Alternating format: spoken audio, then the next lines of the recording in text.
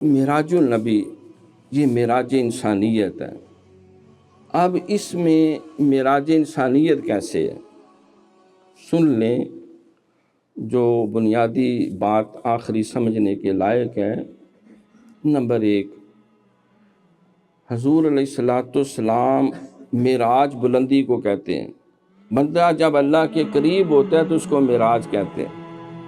جب اللہ بندے کے قریب ہو کر اس پہ کرم کرتا ہے تو اس کو نزول کہتے ہیں۔ اللہ تعالیٰ عروج نہیں نزول فرماتا ہے۔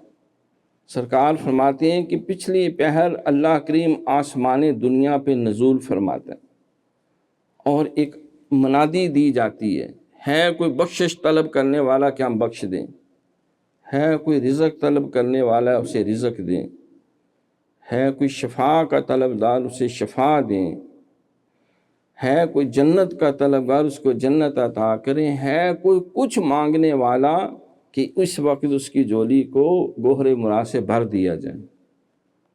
پچھلی راتی رحمت رب دی کرے بلند آوازہ، بخشش منگن والے کارن کھلا ہے دروازہ۔ عطار ہو راضی ہو رومی ہو کہ غزالی ہو، کچھ ہاتھ نہیں آتا بیا سحر گاہی۔ نزول کرتا ہے اللہ تعالیٰ، بندہ کیا کرتا ہے؟ عروج کرتا ہے۔